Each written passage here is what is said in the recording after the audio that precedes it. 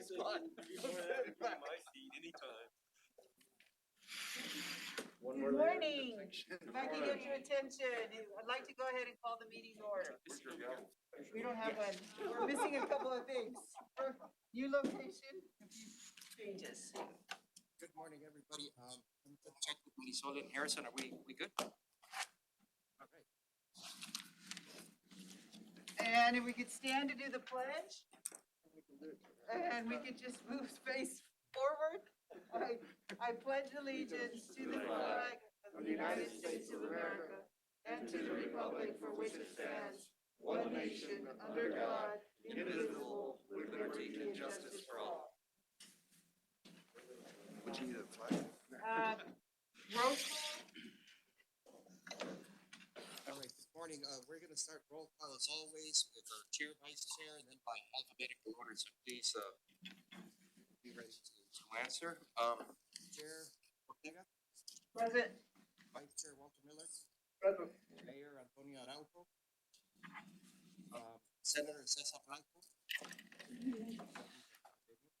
No, that's okay. Councilman Rudy Cruz. Present. Thank you. Senator Joseph Cervantes. Trent Doolittle. Present. Representative Art Fierro. Representative Mary Gonzalez. City Manager Tommy Gonzalez. Representative Cassandra Hernandez. Yvette Hernandez. Commissioner Oldie. Representative Willie Madrid. Mayor Oscar Leeser. Here. Representative Cici Lizárraga. Present. Mayor Manuel Leos. Here.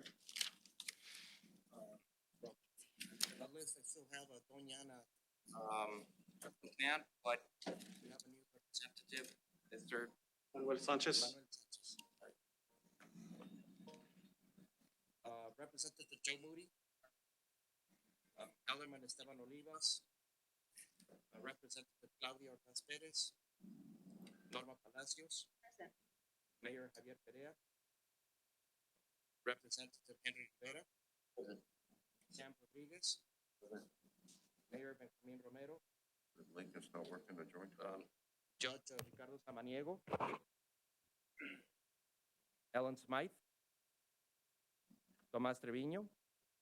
And Mayor Diana Trujillo. Right. So we do have quorum, Madam Chair. Thank you. Do we have anybody registered for public comment? Madam Chair, I was just gonna introduce our new members, Rudy Cruz. Yes, that's the next item. We have two new policy board members. We've got Rudy Cruz and we have Manuel Sanchez, as we just learned. So let's start. Let's have Mr. Cruz tell us a little bit about himself and welcome to the board. Thank you. Good morning. Everybody, my name is Rudy Cruz Jr. I come from the city of Socorro. I'm one of the representatives newly elected back in November. Before that, I did hold the position as a tribal councilman for Isleta de Su Pueblo, one of the 3 federally recognized Indian tribes here in the state of Texas. I'm very proud of my roots. I'm very proud of where I come from, but I'm also very proud of the city that I represent because that's a city that I've lived in my entire life. But at the same time, it gives me great honor and pleasure to be able to sit at the table amongst all of the leaders from the surrounding areas. So thank you all for allowing me to do so.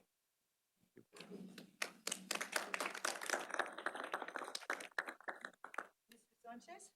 Good morning, everybody. I'm Manuel Sanchez. I'm a county commissioner for the northern part of Doña Ana County. I'm also the chairman for the Doña Ana County Commission. I'll be replacing Chuck McMahon, who is now retired. I've been as a county commissioner since 2019. Grew up actually here in El Paso. And then when I had an opportunity to come back home, we came to Las Cruces. So I'm glad to be back here in the community, glad to be serving there in Doña Ana County and looking forward to serving with the rest of the board here. Well, we welcome both of you and thank you very much for being here. All right, and then we're going to go to item number 1 on the agenda, and that would be the approval of the minutes of December 17th, 2021 meeting. Do I hear a motion? Motion. Okay, motion and a second. Any discussion? All those in favor? Aye. It's passed. Now, item number 2, we're going to nominate and elect the chairperson. Madam Chair, Yes, sir. I'd like to nominate Walter Miller to serve as chair. Thank you. A second? Second. A second. Any other nominations? All right, any discussion? Hearing, yes, sir. Representative Ortega, we want to thank you. I mean, I know, I don't know that I speak for the board. I don't have that authority, but I do feel like the board probably feels the same way. We want to thank you for your service. All the work that you did, your leadership is incredible, and you had a lot of good things happen during your time. And so we want to thank you, and thank you for the service at the state as well on our behalf. Thank you. Well, it's been an honor. All those in favor of the motion? Aye. Anybody against? It passes. Thank you very much. Thank you very much. Congratulations. Yeah, I congratulations. appreciate that, and I appreciate your confidence in me. This is actually my third time around on this deal, so. Well, you know, I nominated you because I'm hoping you'll finally get it right. Mayor. Okay, thank you very much. We can move on to item number 3, which is, are there nominations for vice chair? Mayor Mr. Chair, Leeser. I'd like to nominate El Juez of the county of El Paso, Ricardo Samaniego. Second. Second? I have that nomination. Are there further nominations for vice chair? Hearing none, all in favor of Judge Samaniego as vice chair? Aye. Any opposed? Okay, that motion carries. Congratulations.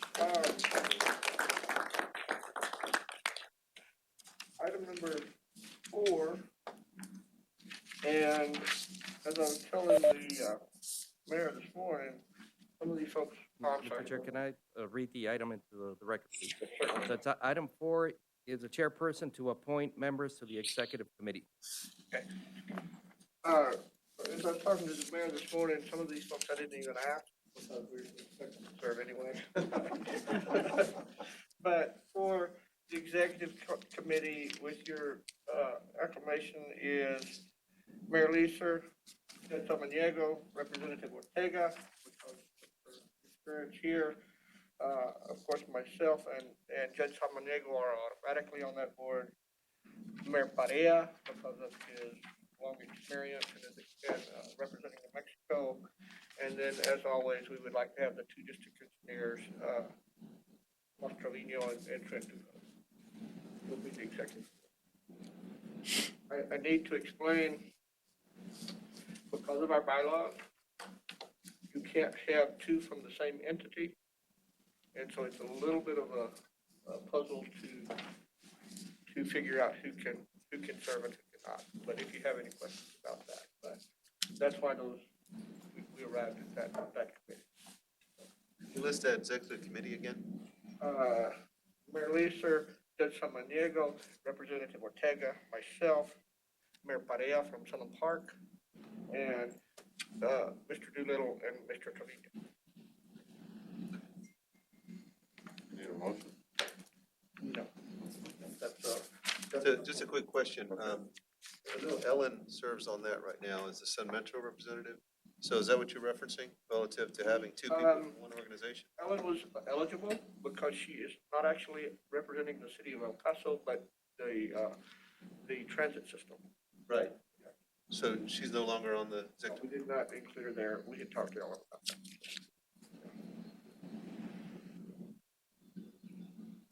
Okay, we can continue.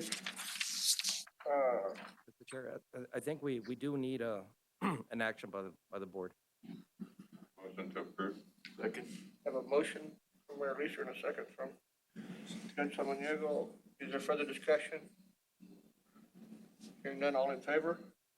Aye. Any opposed? Continue. All right.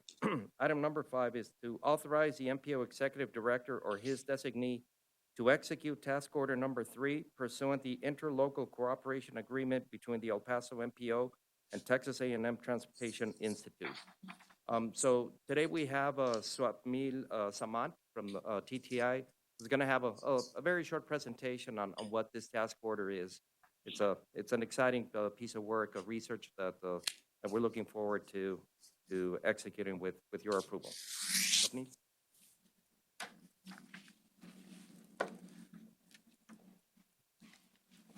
Good morning, everybody. I'm Swapnil Saman with the Texas A&M Transportation Institute, located here in El Paso. It was an interesting coincidence that Ms. Ortega asked if we still have an office here. Yes, we do. And we work extensively with the MPO, TxDOT, City with Sun Metro, and City Bridges. So, brief introduction. Let's get started with the presentation. Next slide.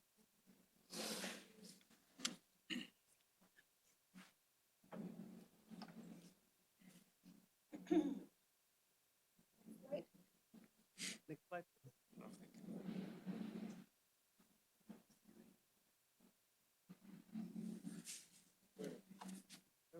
So some brief background on what we are trying to do here.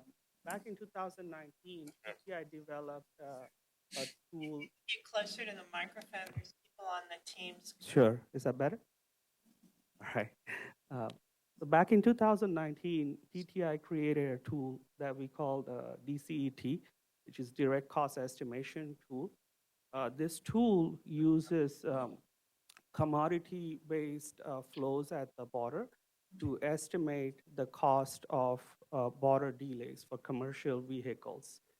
And the commodity, we can segregate it using HS codes.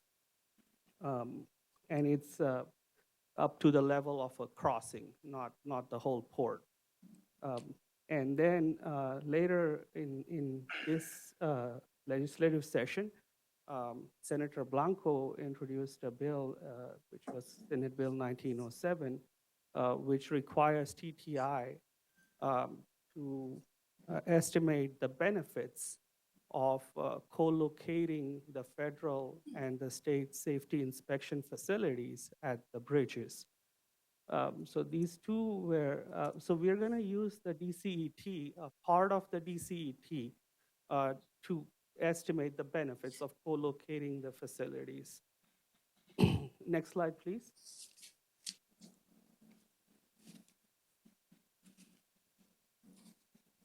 Okay. So using that tool, it was a coincidence that the MPO was interested in knowing that does the commodity or the value of the commodity affect the cost of delays? So the answer is yes, usually, because just-in-time commodities have a higher value of time. So a larger delay would impact adversely. So that, and we've noticed that El Paso ports carry a higher amount of just-in-time commodities as compared to other bridges in Texas. Next slide, please. Okay, so that's a brief overview of how the DCET tool works. We get the number of vehicles that are crossing northbound at every crossing.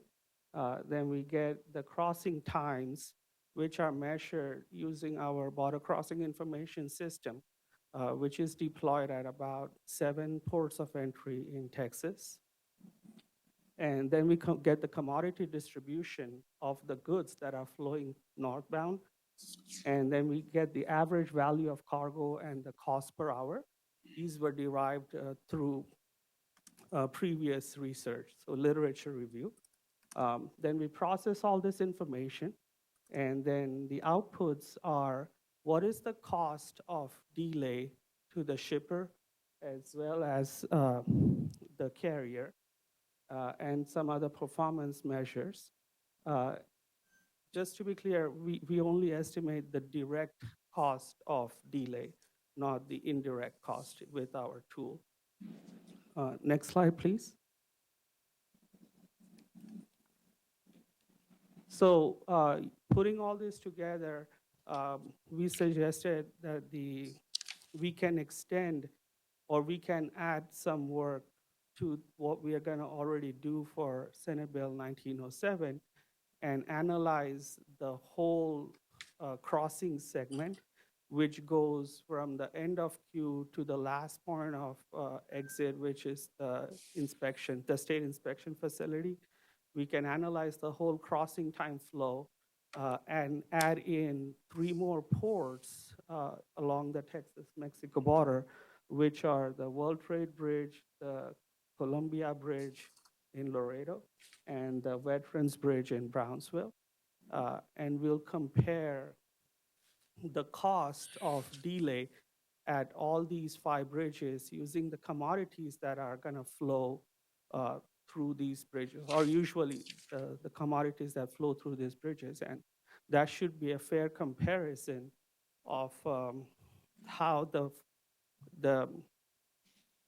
the bridge-related funds could get allocated in the future, because you would expect that a higher value of delay would mean there needs to be more investment in that infrastructure. Next slide, please.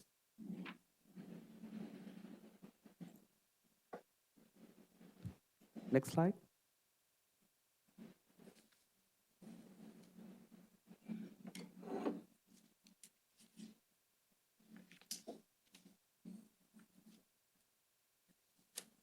Okay, so I explained all this earlier. How does the MPO study leverage the Senate Bill 1907 study? We're gonna expand the geographical extent of what we are doing for the Senate Bill 1907. The scope of Senate Bill 1907 is only from the exit of CBP primary inspection to the exit of DPS inspection, whereas the geographical scope of the MPO study would be all the way from the end of queue in Mexico to the exit of the DPS inspection facility. And also we are gonna add in 3 more ports for comparison's sake. Next slide, please.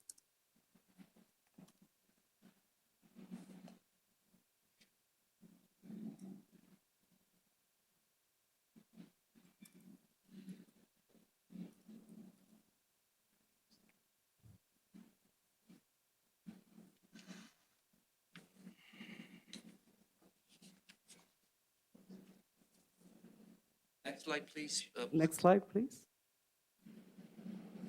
And that's the end of my presentation. So with that, I'm gonna open it up for any questions that anybody might have. I have a question. Yes.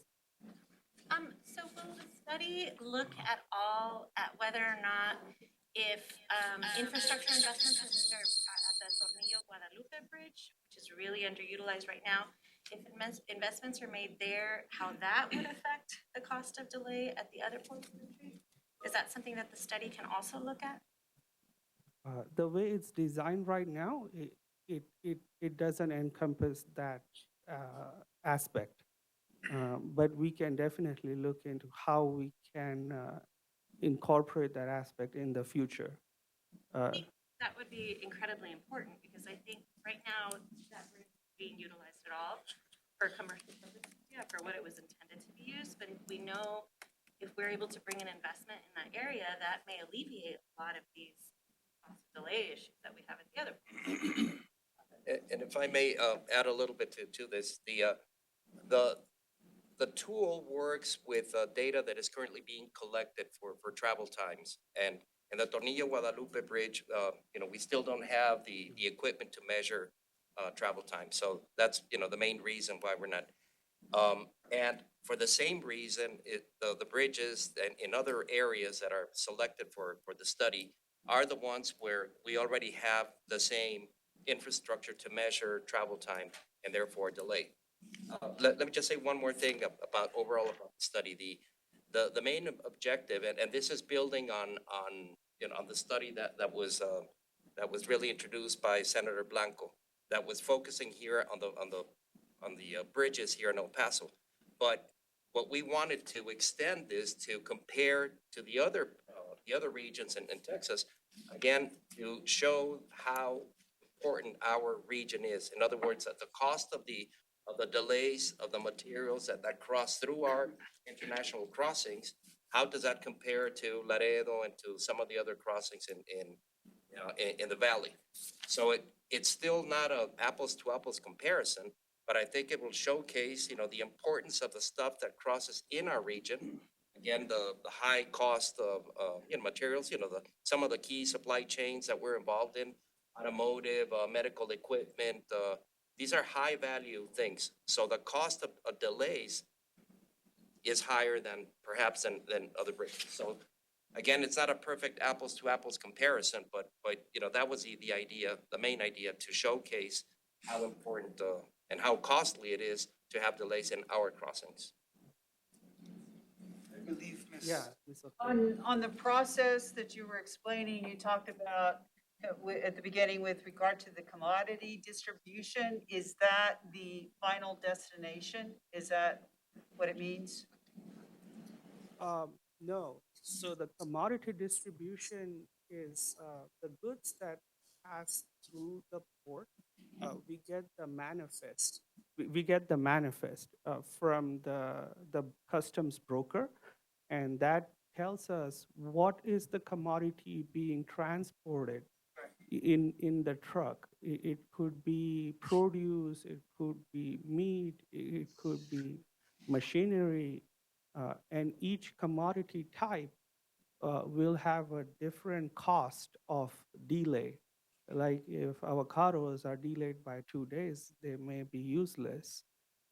Whereas if spare parts for automotives don't reach the destination in time, then the factories in El Paso may not have anything to work on. So that's just in time. So that gives a higher cost.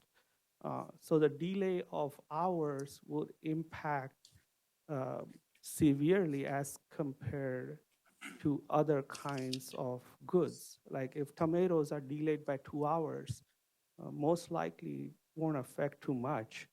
But if automotive parts are delayed by 2 hours, then the whole shift might not have anything to do.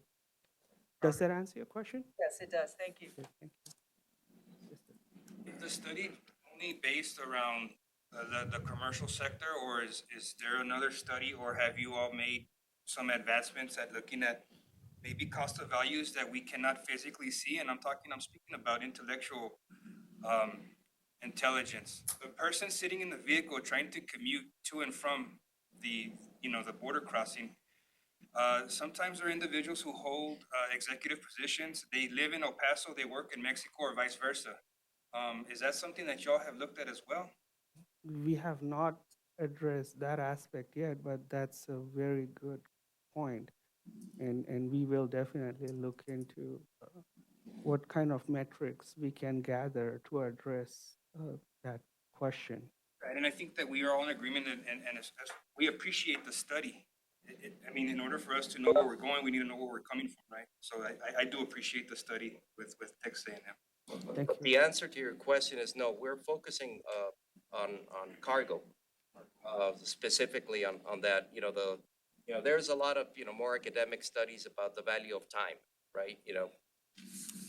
Everybody's time is valuable, but it's a super complicated deal. Really no consensus on that, but on this one there is, because the commodities that are crossing do have a value, right? And we have the data to do this, and this is a relatively small study, and again, building on what was already established by the study that was initiated by Senator Blanco. But we decided it was a good idea without spending a lot of money and a lot of resources to expand it so that we can compare El Paso to the other crossings. Yeah, and to expand on what Eduardo already mentioned, so within on a highway system, usually they have a concept of value of time, and that has been very well addressed. So if you wish, we can send you more literature on that.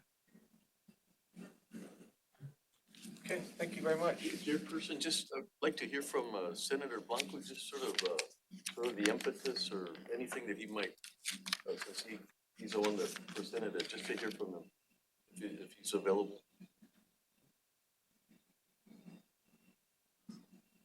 I don't think he heard you. That approved. Yeah. You may not- Okay, no, just, thought he sort of enhanced the discussion. Senator Blanco, have you heard that? I don't think so. Yeah. Can you ask him that question since you're on the mic? Yeah, so the question is, can Senator Blanco add more context to the study? Did I phrase your question correctly? I don't think he hears it. I don't think he hears it. Like the movies, he's got that loop. That's a good trick, like. That loop. So I'm sorry, we're getting messages that the audio on Teams is not very good. And again, Harrison and Marisol, they're telling me that we may need to take a break to switch everybody to WebEx, because this room uses WebEx and we're trying to interface with Teams. It worked, but apparently it's not working. But so that's one of the reasons why Senator Blanco is, can't Okay, hear us. do we need to take that break before we take an action on this item or afterwards? Yes, we can hear from him. Yeah, so are we ready, guys, to, right now, Marisol? Calvo, before you do, I got a question, regarding the, comparisons of apples to oranges, you know what I'm saying? Are they doing, are you saying that El Paso has, or where does El Paso's, crossing compared to the other crossings?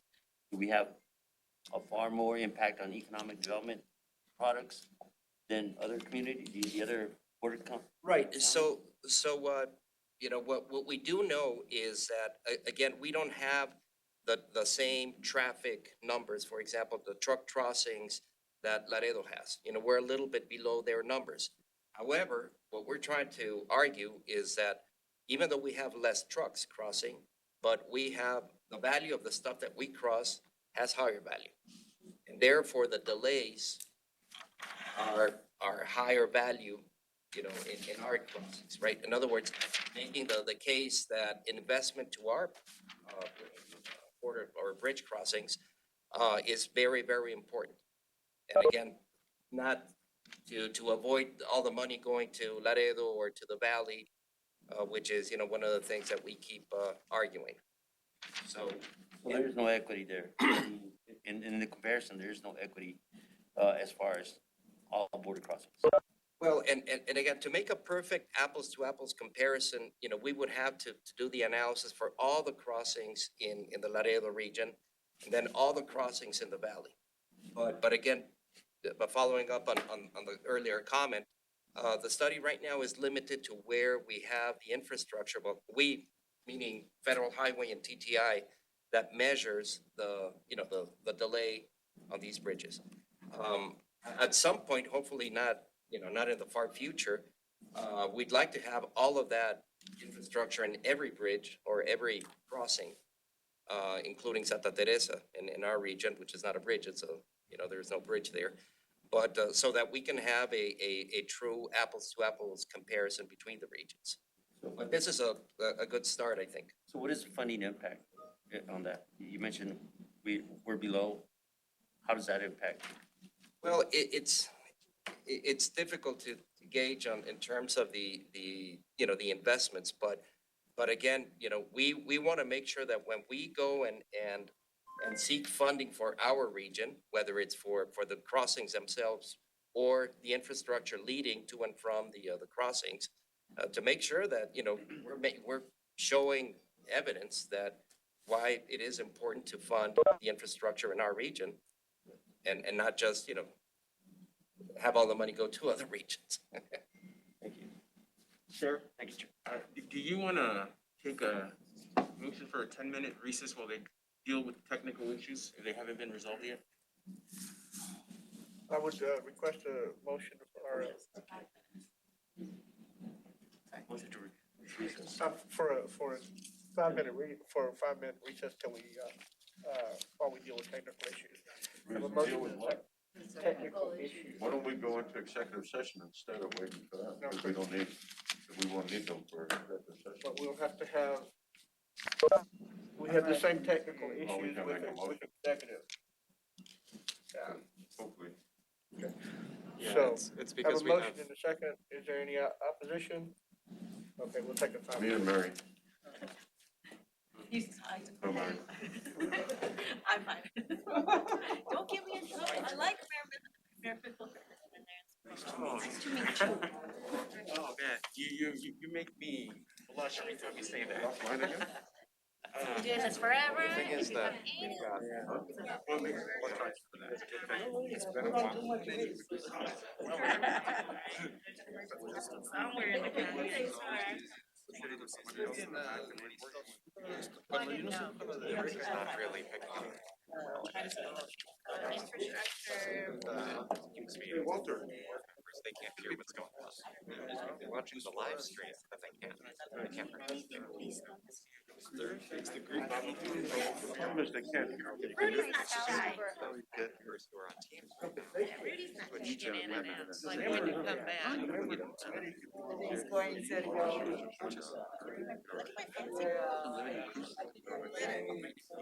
I said you should live there. That's really. I mean, when we started scrolling, No, whenever you. it's not, that's what I What he's Troy reporting is, on. there's a lot of, It's just, we're seeing more of. You know, but then it's fun to be, you know, in my district, because then we have all the more rural patch and we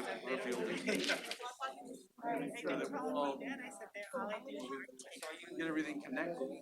We've got, well, hoping the spaceport will keep growing and so on. Will they be able to go to executive session? So no, it's been, Well, executive session is gonna be totally separate teams meeting, just like you do at city council. Okay, so that'll be something, they have a different link. black to our west, with blue orange to our east. That's great stuff. It's first day here, you know. technical. yeah, it's a plus coming to the meetings. That's the problem of having hybrid meetings. It would be so much easier. Take them out to lunch after we're done here. Well, so good just to have the in-person meeting with live stream. On top of that, we need to have the. I know, that's what I know, I get it. A little crowded in here though. Yeah. I'm not enjoying, I'm trying to turn my back. You know, this Omicron, I mean, I think you just have to be within a couple miles away of one and you get it. Another pen at 6 lanes. I'm seeing that. You don't miss it. I agree. Because it's. For a different way, we just have the 3.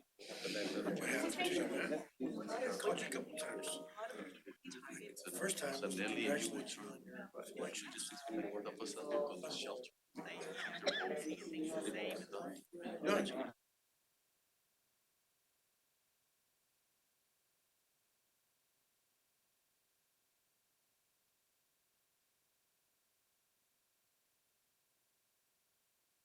We were meeting with the Association of Counties yesterday, or the last couple of days, and they gave both the virtual and, you know, in-person option, and I'm like, well, let's go in person and actually do something. Even then, we. somebody was supposed to tell me they did.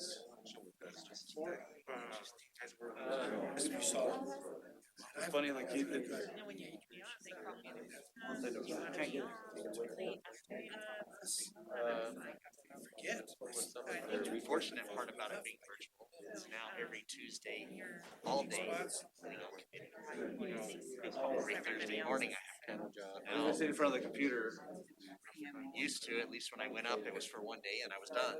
Now they want us to be available Tuesday and Thursday all day.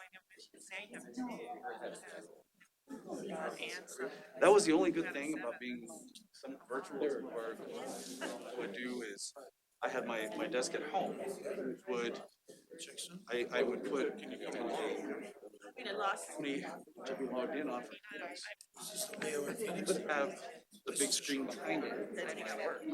So I would just, especially when there'd be These are kind of like random presentations, and it's just whatever, I just, if I needed to address something really quickly, I just I could do it, nobody was watching.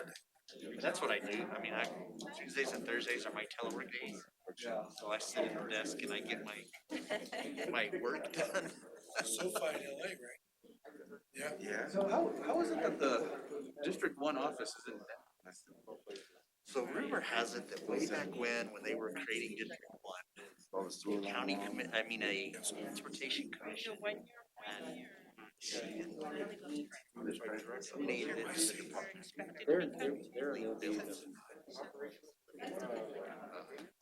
Donated. District One was started, that's. But your office is on, it's on Gold? You guys have been for a job.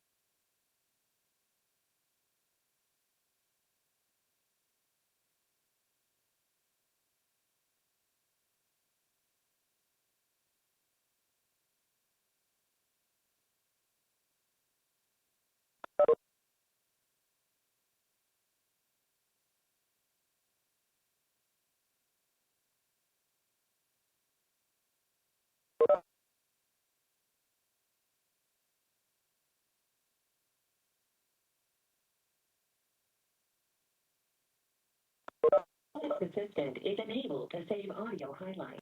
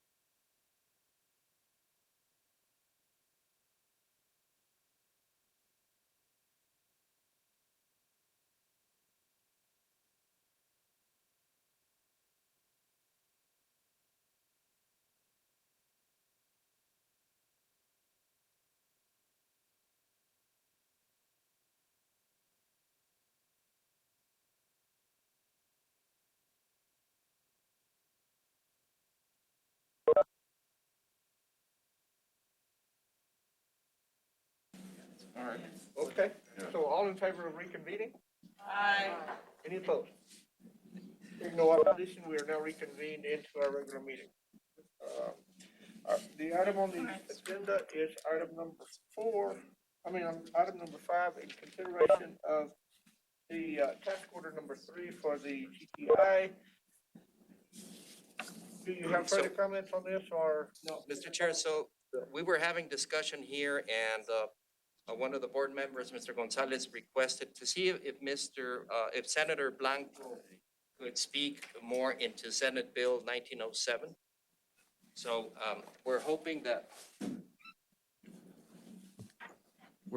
if Senator Blanco, I believe you have joined the WebEx, if you can unmute your phone and again, so one of the board members was requesting some comment from you on Senate Bill 1907.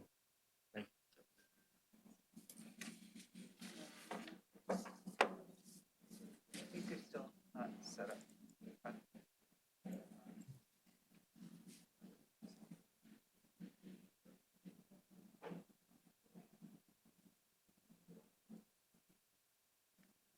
Okay. Does not appear that we have Senator Blanco on. He's experiencing technical difficulties unmuting himself. What's that? He is experiencing technical difficulties unmuting himself. Try pound 6. Or star 6. Could be the marathon meeting, just in technology. Okay, shall we just move on then? Yes. More discussion? Okay, I think we need to, in the interest of time, need to move this forward off, this on. I We can move to approve the task order number authorize 3. the MPO executive. Second? I have a motion to approve task order number 3 with the Texas A&M CPI, anyway, for the study that we described. Is there further discussion? All in favor? Any opposed? Okay, we can move on to item number 6. All right, so item number 6 is to adopt the State of Texas 2022 Safety Performance Measures, PM1 targets. And on this, we have, believe it's Gabby Lopez who will be. Yes, good morning, Gabriela Lopez with the El Paso MPO. So as you all know, we are required by the Code of Federal Regulations to adopt a set of safety performance measure targets, or PM1 targets as their acronym says so. And if we go to the next slide, we have the Texas safety targets. They are expressed as a 5-year moving average. So for the last couple of years, what the MPO has done is they adopt the targets that the states, analyze and through their methodology determine, and then we just adopt them following what the state is doing. So here on the screen, you can see the previous year's safety performance measure targets and the upcoming year, this 2022 safety performance measure targets, which are being proposed to be adopted today. In the next slide, you can see the New Mexico safety PM1 targets. And included in the backup for this item is the documentation and the reports that were developed by both DOTs on how the methodology was done to determine these targets and what the assumptions were. So if there's any questions. If I understand this right, this is pretty much, we have to do this deal. Pretty much, yes. I mean, this is one of the requirements that all MPOs have to take, so. So, hearing that, I have a motion to approve. Is there a second? Second. Is there further discussion? Hearing none, all in favor? Aye. Any opposed? Motion carries. All right, so then item 7 is similar. It's adopt the State of New Mexico 2022 Safety Performance Measure PM1 targets. Gabby, can you just wrap it up? Yes, so the presentation is the same. The targets are there in the backup as well as the report. We do need to, however, take separate action for each set of targets as they're for the different states. Okay, do I have a motion on it? So moved. I have a motion and a second. Is there further discussion? Hearing none, all in favor? Aye. Any opposed? Motion carries. Now we can move to item number 8. Okay, item number 8, it's, I'm going to request, Mr. Chair, that we take item A, B, and C together because it refers to the same project. So let me read this into the record. The amended Destino 2045 MTP and Destino 2021 to 2024 TIP 2A, amend the Traffic Management Center Upgrade Phase 1 project to change project description and increase Category 5 CMAQ funds in fiscal year 2022. B, amend the Traffic Management Center Upgrade Phase 2 project to change project description, decrease Category 5 CMAQ funds, and remove preliminary engineering phase in fiscal year 2023. And C, amend the Management Center Upgrade Phase 3 project to change project description in fiscal year 2024. Just as a little bit of backup here, we're talking about the same project that's already programmed in some of the phases in the current TIP. What we're doing here is just some basic cleanup, where we're going to be putting the PE phase, the engineering phase on phase 1 completely. That makes it administratively a lot cleaner. And then phase 2 and phase 3 are part of the construction phases. So it's basically cleanup, and I don't know if you want to add anything else. But Okay, is there discussion? Is there a motion? Motion. Second. I have a motion and a second. Further discussion? Hearing none, all in favor? Any opposed? Motion carries. Item D is to move the Horizon at Darrington intersection improvement project using Category 2 funds from fiscal year 22 to 23. Again, this is another administrative movement here. As you know, in the RMS 2020 project, we have the reconstruction of Darrington that crosses Horizon Boulevard.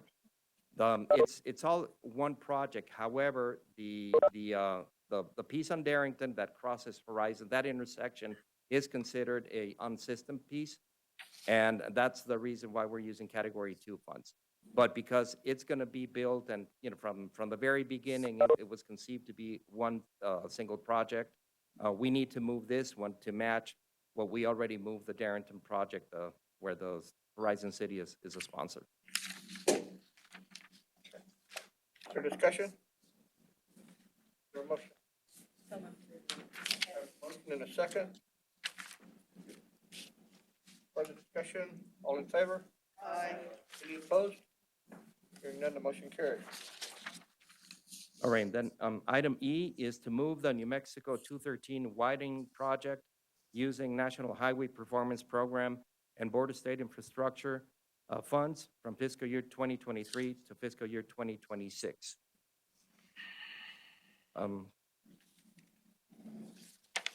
Again, this is the request is really to align the New Mexico 213 project, which is part of the Borderland Expressway project or concept, to align it more with the schedule for the development schedule for the Texas piece.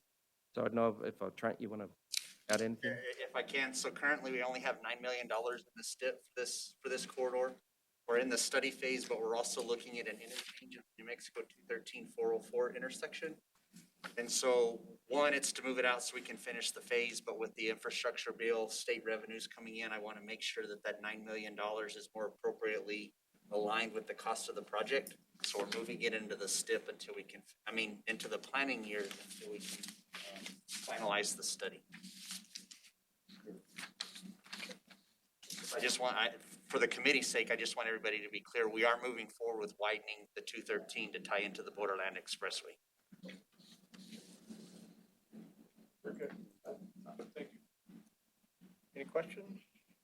Is there a motion? I'll move for approval. Second. I have a motion and a second. Further discussion? All in favor? Aye. Any opposed? Motion carried. All right, item number 9 is to add the Alamo Alto segment PDN Trail Phase 1, Fabens, project to the Transportation Alternative Set Aside TASA Group project list in fiscal year 2024. I move to add Alamo Alto segment PDN Trail Phase 1 to the harbor. Okay, I have a motion and a second. Is there discussion? Hearing none, all in favor? Aye. Any opposed? Motion carried. And then item number 10 is a companion project at Alamo Alto segment PDN Trail Phase 2, Tornillo project to the TASA Group project list in fiscal year 2025. Is this the one they're gonna name after you? Huh? Can you say that louder? No, I'm kidding. No, just kidding. I move to, there we go, O'Neill. There's a motion and a second. Any Was further- there any added cost to these two? The previous one, this one? Yep. Any added cost to adding them together? No? No. I mean, these were selected as part of the TASA program. So these are funded. We're just the programming, and as you know, the TASA projects are now group projects. So we don't have to go through the whole STIP process. So it's a good thing. I have a motion and a second. Is there discussion? All in favor? Aye. Any opposed? Motion carried. Okay, at this juncture, I believe that we will adjourn into, I need a motion to adjourn into executive session. Motion to go into executive session? Do we have a vote to move into executive? Yes, sir, yes. Success for two items. Do I have a motion?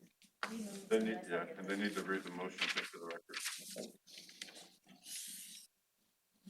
So we are moving into executive session for executive items number 11 and 12, El Paso MPO office lease agreement and review of the executive director's employment agreement. I think at this point, we need to make sure that we are not broadcasting the meeting, that we close the doors. And then once in executive session, Chair, you will announce the time that the executive session starts at, and then the discussion will start. Okay, I have a motion and a second. All in favor? Aye. Any opposed? Okay, we are now we'll move into executive session.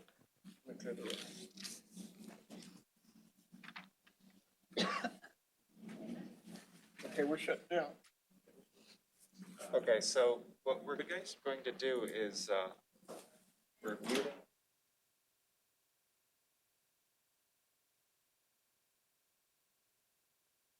On the WebEx into a new Teams meeting. We're gonna put this laptop right in the middle.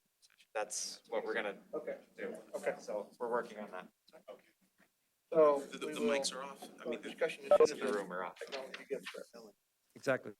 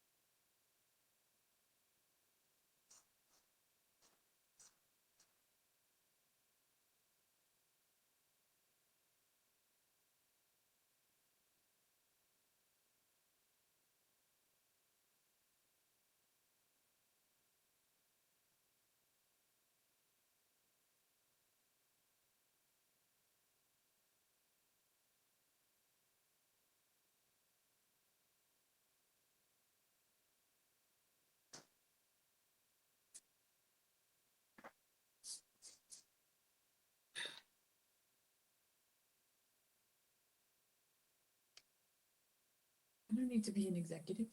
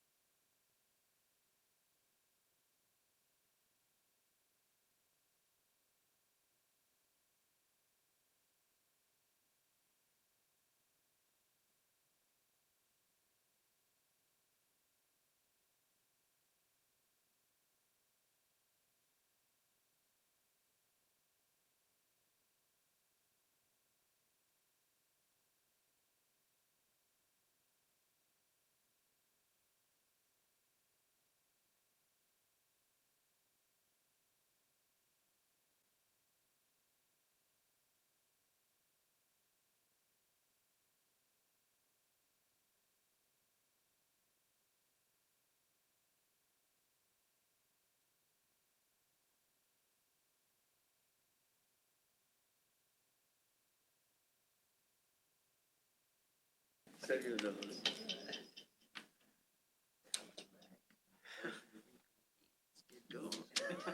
So you're gonna have to tell us. Are we back online, Harrison? We don't know. I just walked in.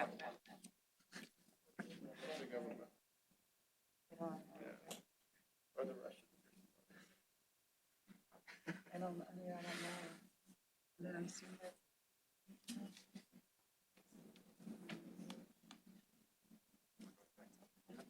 As soon as Marisol tells us. we can make it.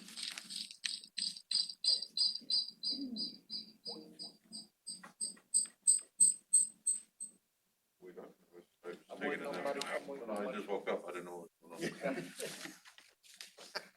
Go back to sleep there.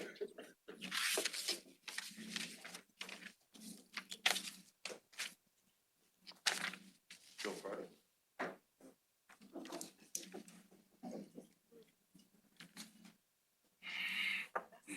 I see yours. Marisol? Oh, okay. I would entertain a motion to reconvene the regular meeting. Have a motion and a second. All in favor? Any opposed? We are now back in regular session. We can go to, there are no actions items resulting from executive session, so we can move to reports and discussion. Eduardo? All right. So under reports and discussion, the first item 13 is the initiation of 30-day public involvement comment period for the Regional Mobility Strategy RMS 2050 Metropolitan Transportation Plan, the RMS 2023-2026 Transportation Improvement Program TIP, and Transportation Conformity Report. And we have a presentation for you all, but just to as a matter of introduction, this is one of the final steps. You know that we have been working on these three documents for a while, developing especially the new plan. And we've been briefing you with updates and progress and all that, and we are pretty much on schedule. So we're very happy to let you know that we're starting the 30-day public comment period on Monday. So with that, we're going to start the presentation, and I believe, Gabby, you have that. Okay. All right. So what we're going to do today is just as a report. Again, we're not asking for any action yet. We're going to give you just the highlights of the three documents, focusing mostly on the MTP, because that really is what has more of the interesting information. So next slide. So as far as the schedule for the public involvement period, so we start on Monday, the official start of the 30-day comment period. We plan to have use the TPAC meeting on February the 2nd, also as a forum for public comment. And then we're going to have several public meetings and hybrid workshops that you can see there on the 3rd, the 9th, the 15th, and the 21st of February, and culminating with the final day of public involvement period on the 22nd. The TPB meeting can be used also as a forum for public comment as well. So, we will certainly put an item there and allow or give the opportunity for people to make any comments. Next slide. So all of the documents or the three documents that are going to be put out for public comment can be accessed at the website. And again, in addition to the hybrid meetings, we're distributing flyers as well, because with the understanding that not everybody has access to internet and all that. So we are distributing flyers throughout the region. Again, considering being very, very conscious of all the EJ responsibilities that we all have, and use social media. And there you see the example of even though it looks like a brain, but it's more like a conversation there. Next slide. So with that, we're going to start with the RMS 2050 Metropolitan Transportation Plan, and Salvador, I think, is on standby to begin the discussion. Can you hear me, Eduardo? Yes, yes, we can. Okay, good morning, everybody. This is Salvador Gonzalez Ayala with the El Paso MPO. I'll briefly take you through the development of the new Metropolitan Transportation Plan, the RMS 2050 MTP. Next slide, please. So first of all, here we have the schedule that we went through. Started almost 2 years ago on March of 2020, upper left corner, that column there, orange. From April to May of 2020, the process included the data collection and project call for projects. And as you can see on the long purple bar, we started with the stakeholder outreach as well. We had the visioning around June of 2020. That's the dark blue bar. And from July of 2020 to September of 2021, we went through the needs assessment process and project selection. That's the light blue bars in the middle. The last quarter of last year, process focused on system level analysis, fiscal constraint, and air quality analysis. The gray color bars at the bottom. We currently are on the right side at the top with our draft MTP, about to begin the public involvement, as Eduardo mentioned, and of course the feedback as well. And just a reminder that the deadline for approval is next November. That's in red. We'll, at the end of the presentation, we'll come back to this. Next slide, please. Salvador, let me just jump in. One thing I failed to mention is that once we complete the 30-day public comment period in February, then the next step is for us to address any comments that we receive from the public, answer, make whatever adjustments are necessary. And then in March, we will bring it for formal action, first to TPAC in early March, and then to the TPB later in the month of March.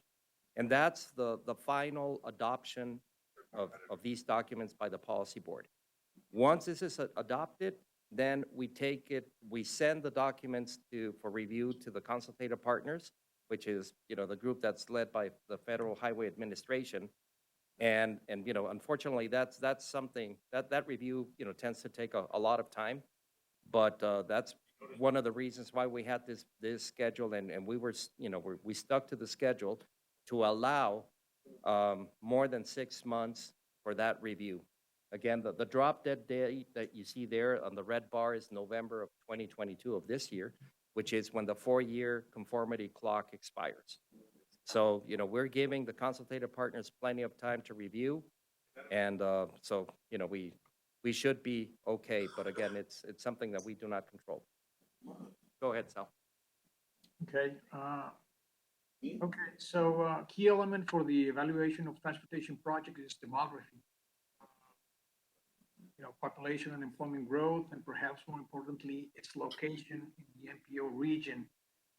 You may remember that in order to establish where this growth will take place in the next 30 years, we went through a Delphi consensus process. And many of you were involved in it. And the result is shown from that Delphi process. It's shown in these two maps. So on the left, we can see zonal level of the population growth with a clear pattern towards the fringes, the MPO area.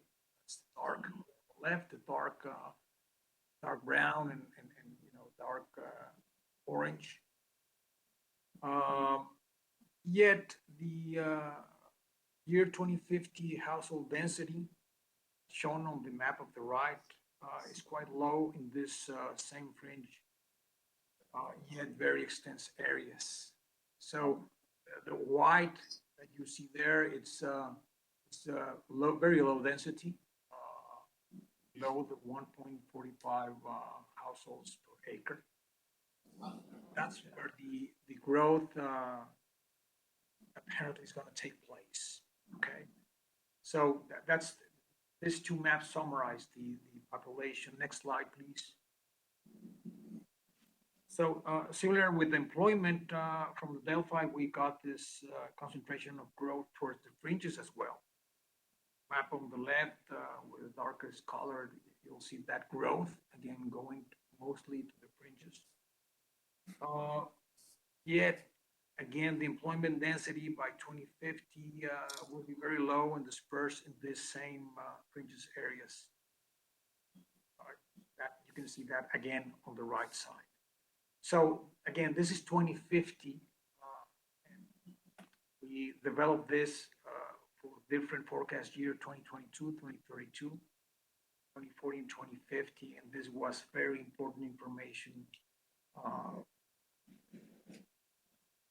Evaluation of projects. Next slide, please. As part of the process, we had this visioning. So for the visioning process, we had several workshops. Summer of 2020, which included an on-demand workshop. This was for 24/7, and we had a couple of light workshops. Next, please. Next slide. Yes. In summary, 126 projects were selected for implementation in different stages between 2022 and 2050. You can see here, in those different stages, and overall, an estimated cost of just over 7 billion for roadway and 1 billion for transit, totaling just over 8 billion. Next slide, please.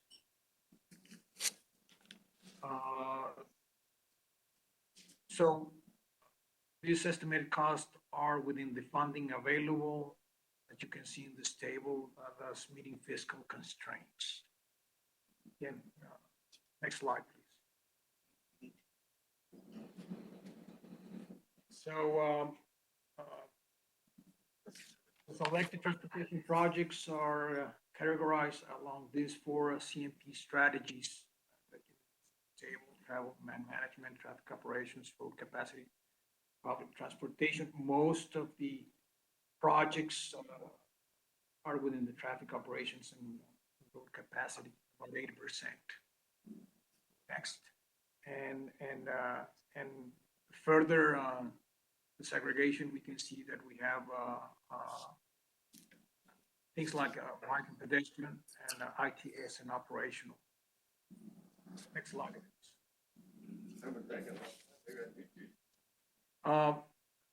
This at the end, we were able to develop this, and through the use of our travel demand model, this congestion analysis maps.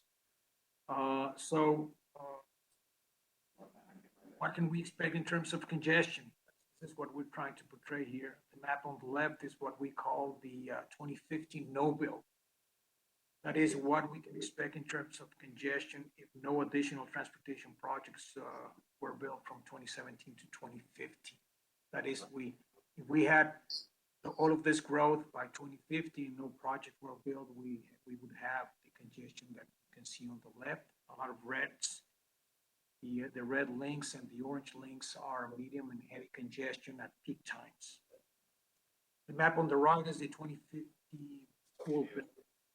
That is all of the 126 projects included. So yes,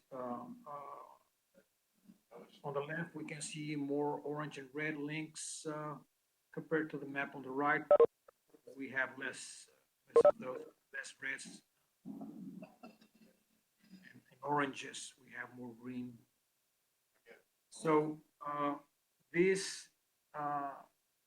map of the left, it's a map that we needed for the needs assessment process.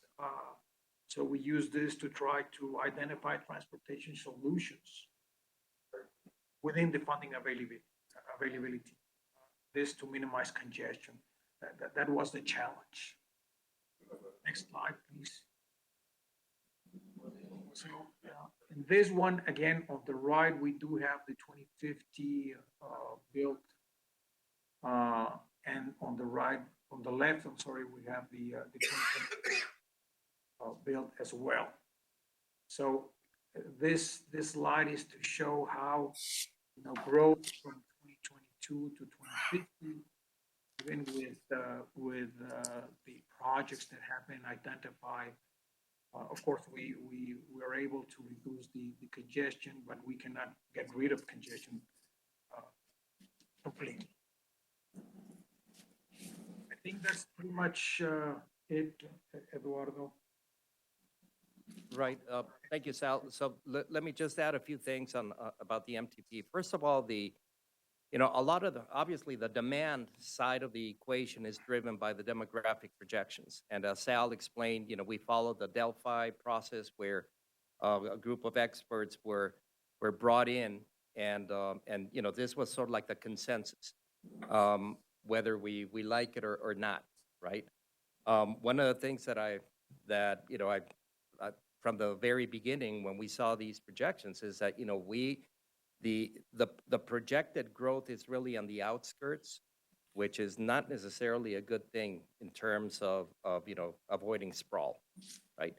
And again, that was a consensus. Now that doesn't mean that that's what we are promoting, right? But it's what's driving a lot of this, and you see that in these maps for congestion. That even after addressing or identifying projects to address congestion, we still are going to have congestion in 2050 in the outskirts, right? So it's one of the things that we wanted to point out that again, it's not that we like it necessarily, but the sprawling within the region will continue unless we do something serious. We see these maps in 2050, so there's time to address the issue of sprawl.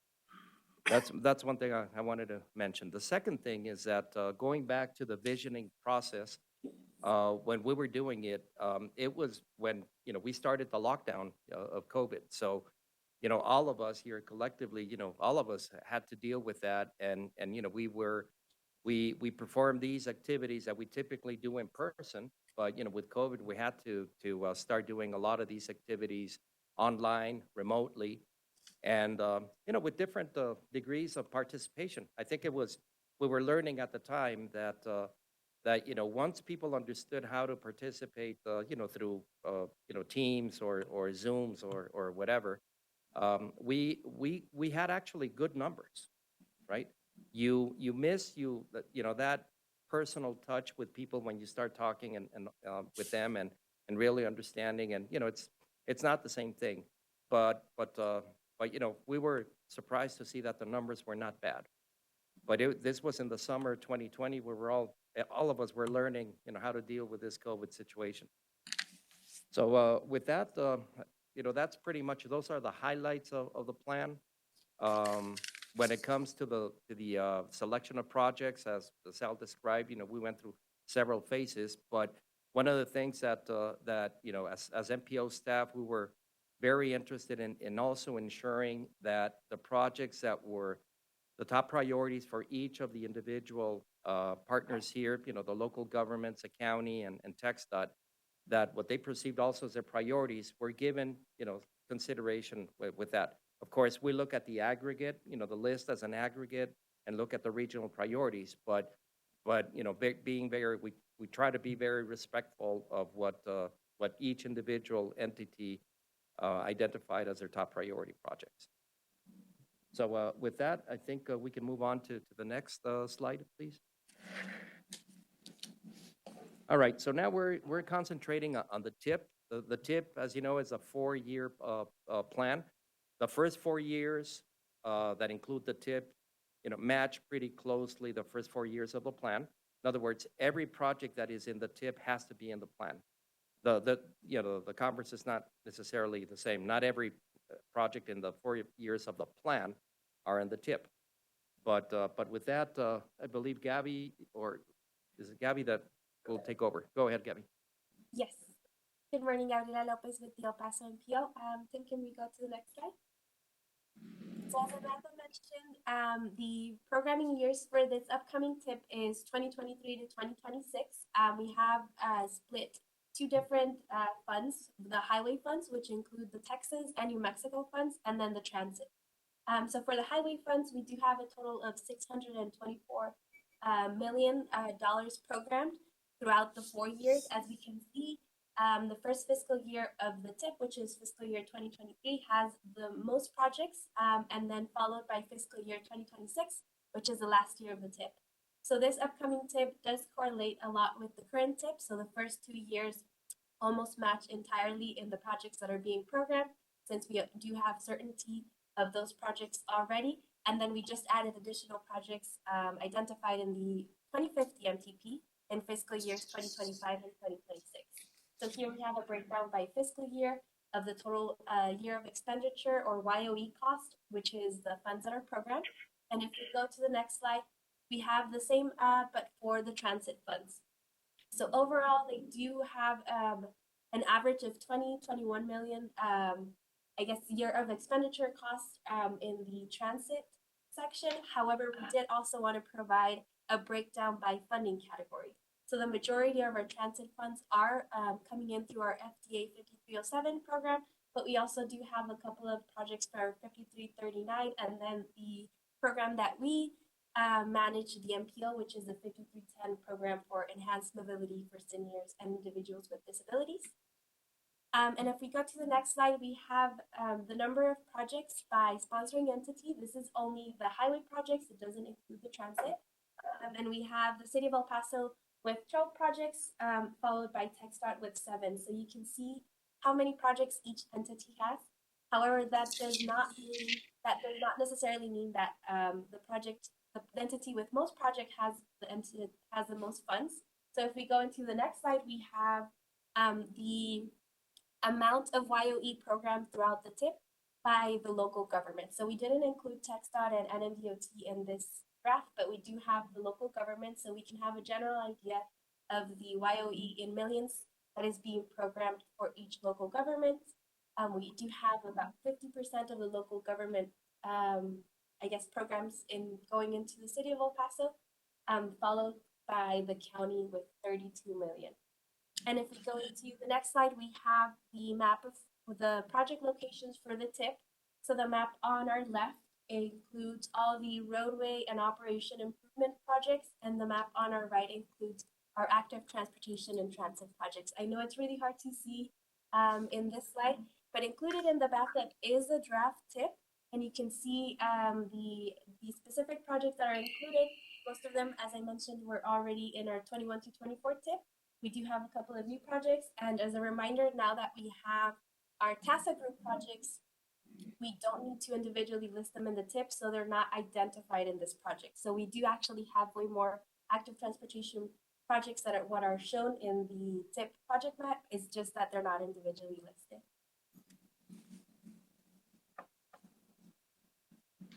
I don't know if you want to add anything else to that, I think that's it for the slides on the TIP. Okay, just to add, this new tip, as you saw, starts in fiscal year 23, which means that we are still operating under the current tip, which is a 21 to 24 tip. So, you know, the fact that this new tip starts in 23 doesn't mean that that projects don't continue moving forward. So the current tip, which is a 21 to 24, will be operational until this one gets approved, you know, whenever, you know, the Federal Highway Administration approves it. So just wanted to make sure that that's the understood. Any thoughts or comments before we move forward?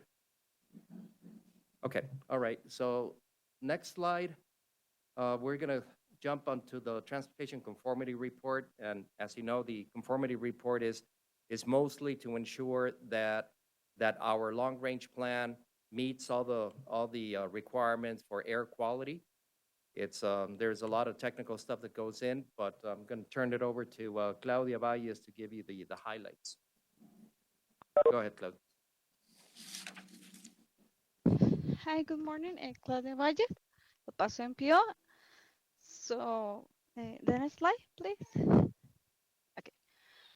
For the following pollutants, as we can see, El Paso MPO is marginal non-attainment for ozone, for El Paso County and portion of Sunland Park, New Mexico. Also, El Paso County was added to this in the resignation that was effective on December 30 of 2021. Also, the city of El Paso is moderate non-attainment for particle matter and limit maintenance for carbon monoxide. And next slide, please. In this map, also we can observe the non-attainment areas before we mention. PM10, we have a portion on the top of the Anthony, New Mexico, and also the city of El Paso. Also, in the middle, we can observe a small portion around the downtown area of El Paso that is limit maintenance for carbon monoxide. And the resignation on attainment area for ozone that includes all El Paso County and the portion of Doña Ana County that is close to San Park, New Mexico. And next slide, please. So after modeling El Paso MPO regional troll demand model to test the effects of the proposed projects, including the MTP and the TIF for the forecast years, the 2022, the 2032, the 2040, and the 2050, and the baseline year 2017. The TDM outputs were sent to TTI for calculating emissions for PM10, oxides of nitrogen, oxide, and the VOCs, volatile organic components. These emissions obtained are compared to the motor vehicle emission budgets that are approved by EPA for El Paso area. As we see, we passed the test for all the pollutants, as we can see here for all the forecast years. Next one. In case the portion of Doña Ana County near San Park, New Mexico, the non-attainment area for ozone was performed at no greater than baseline year interim emission test, in which we compared the 2017 baseline year against the forecast years, and also we passed this test. This is any question? We need to go take care of that thing. I think we're good, Claudia. No questions. So I'll just make some comments here. Well, first of all, that Claudia's a proud mom of a baby. She just came back from maternity leave, so we're very happy to have her back. But you can see that she has other responsibilities as well. We don't want her to go with the Gerber method anymore. So some thoughts here on the conformity report. So the bottom line is, like you saw on the slides, on the Texas side, where we have budgets, which are really the max amounts of emissions per pollutant, so we pass the test. So we're good, even though we're showing some congestion, especially in the 2050 and the outer years. But the bottom line is that we pass. On the New Mexico side, where we don't have budgets, that's where we have to perform the test, the build, no build test, which is the results that you see here, and we also pass. So the good news is that we're okay, and so that's the bottom line of the conformity report. We presented to you a few months ago when El Paso County was again designated as non-attainment again because of the legal issues and all that. So anticipating that, we had already prepared the models and all that. So when that became official, we were ready and we ran the model. So that did not create any issues in terms of delays. So with that, I don't know if you have any comments or questions on the conformity report. And if not, again, we're done. We'll start the public comment period. We'll address comments and we'll present this back to you in March. All right, so let's move on then to item 14, which is RMS 2020 project status report. This, again, the monthly report that we provide to you all every month. Again, projects are moving well. I mean, you've seen that some projects have been moved from one fiscal year to another with with, as unfortunate, but, legitimate reasons, project development delays and so on. But on this one, I wanted to give Tomas Trevino the opportunity to talk about the I-10 widening project, which is part of the RMS 2020. And I think you do have some updates, Tomas? Right, as some of y'all may know, we asked that this project here, the I-10 West, the bid came in at 246 million, and we had appropriated about 182 million. So we asked that the commission reject the bid, and they did. And it is still scheduled for, we rescoped it, and it's scheduled for February letting, and with a project cost of 182 million, as originally intended. So it's reletting in? It's letting February. In February. Okay, great. Next month. So you altered the scope to fit. We altered the scope. We've got the main lanes were reduced from 6 to 4, just south of Benton to the New Mexico state line. But we are going to go 6 lanes from that point east.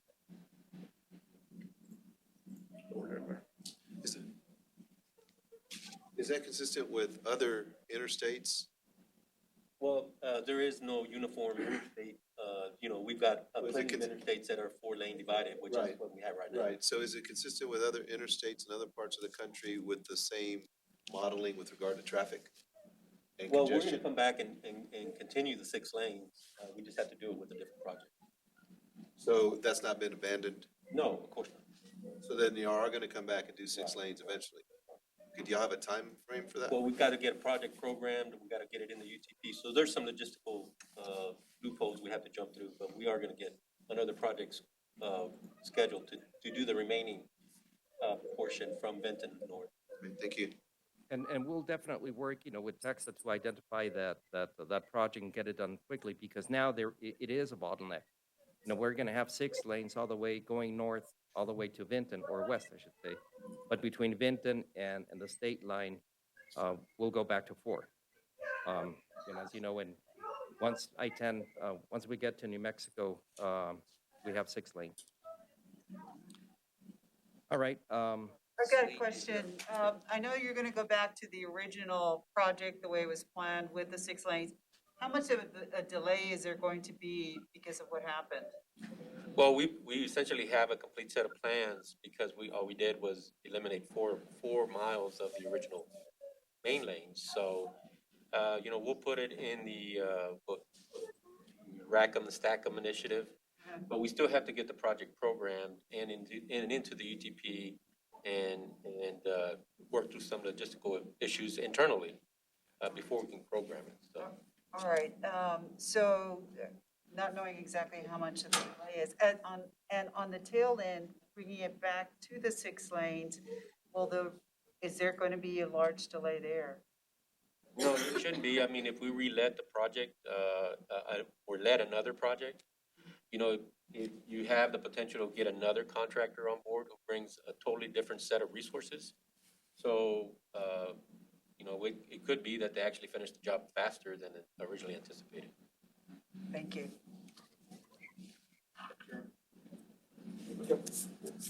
What have we done to address the fairly large discrepancy that we saw between the bids that came in and the way that we had planned it here?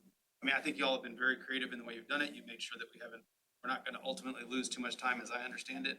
The projects, these are large projects, going to take years anyway, and so we're going to move it Mesa to Vinton, then so a second phase from Vinton to the line. What have we done internally to look at why we had that discrepancy amongst the bids? In talking to contractors and the contracting community, part of the problem with the original bid was the fact that we had such a long timeline, about 5 years. So they were bidding a lot of unknown as far as price escalators and the like. So not knowing exactly what the market is and the volatility in the market right now, they bid a lot of risk. This job here that's next month has a 3.5-year timeline. So a lot of that has been removed from the equation. So we did adjust our estimate to reflect what the contractors bid the last time we let it. So we feel fairly confident that it should come in within budget. So we saw supply chain issues that we've all been reading about, talking about, that impacted some of the discrepancy we see here? Oh, definitely. Steel, cement, concrete. To what extent? I mean, is that really the sole reason we saw such a large discrepancy because of the risk base with all the suppliers? Or is there something else internally that we need to? No, that was the majority of it. You know, just the volatility in some of the materials, and the fact that some of the suppliers weren't willing to give, say, contract prices for 5 years. Okay, thank you. I appreciate it. Thank you, Chairman. So it's in materials, but it's also labor. Correct. Jay? And just to supplement what he's talking about, in New Mexico, we've seen a 20% cost increase. So a lot of the infrastructure money that we're talking about getting in our state revenues, a lot of that, I mean, we think we're gonna get extra projects, but that's just gonna fill the gap between these higher prices. Anybody else? All right, so the final is the executive director report. Just want to mention three things very quickly. First of all, the Texas Transportation Commission meeting is happening next week, and the agenda was put out yesterday. Excuse me. And there's an item there, as we expected, where they're going to roll out the preliminary financial forecast or the preliminary numbers for the fiscal year 23 UTP. So I'm not sure if this is worth traveling to Austin to, be in front of the commission. I'll speak to the chair and vice chair about this. But it certainly is, they're on track. And we're anxious, we're dying to see those numbers, try to get an estimate of, what's going to roll into the El Paso region. The second thing is that I do want to mention is we had last week a meeting that was organized and coordinated by Congresswoman Veronica Escobar with Mayor Mitch Landrieu, who has been appointed by President Biden to be the sort of like the point person to distribute or to roll out the funds of the new infrastructure bill, the IIJA.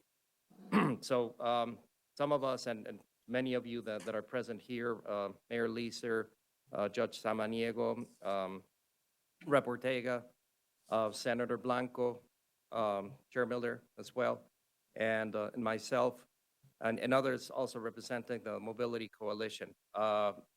We were there. Mayor Landrieu gave us a full hour, and it was great because we were all able to present. And I'm missing the city manager Gonzalez. So, the MPO provided sort of like the big picture, talking about specifically about transportation, highways, and transit. The city came in also to talk about the ports of entry, the international crossings, which obviously are so important, and so on. The county did the same thing with the judge and Nancy Keller and so on. So I don't know if you all care to elaborate a little bit, but it was a wonderful experience, and the exposure that the El Paso region as a whole is getting with Mayor Landrieu is amazing. So we got also very good comments from him. So that was a great thing.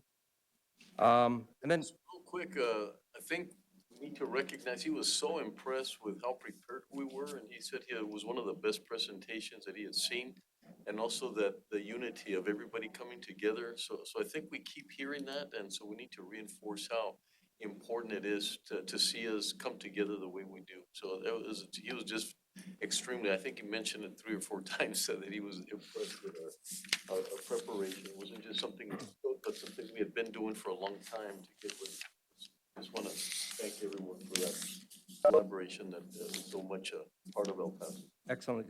We can't emphasize that enough, how important this, to show a common front, whether it's, with federal sources or at the state level and all that, the same message that we know what the priorities are. We have a lot of needs and all that, but, we're together, in this, communicating the message.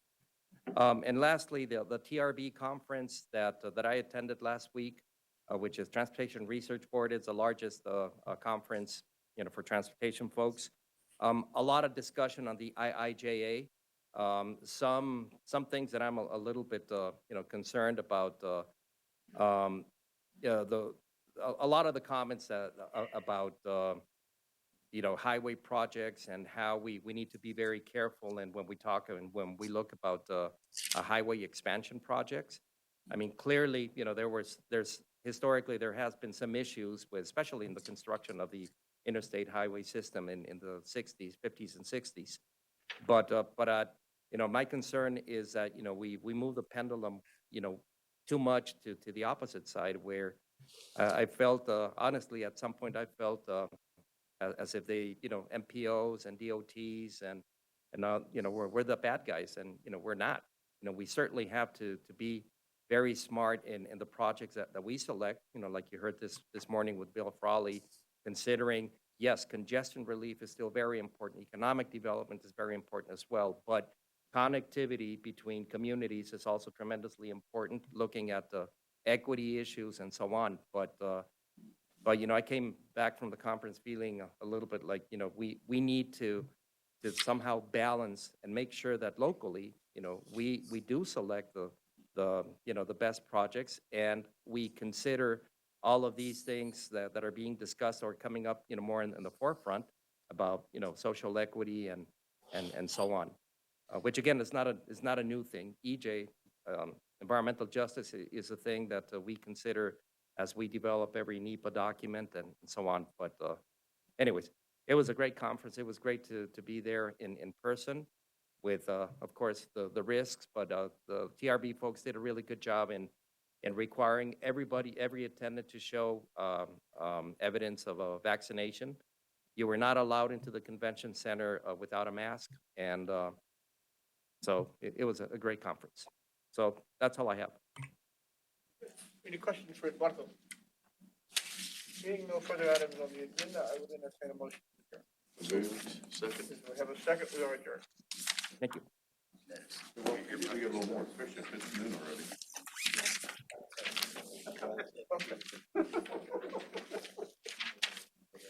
Good. What do you think?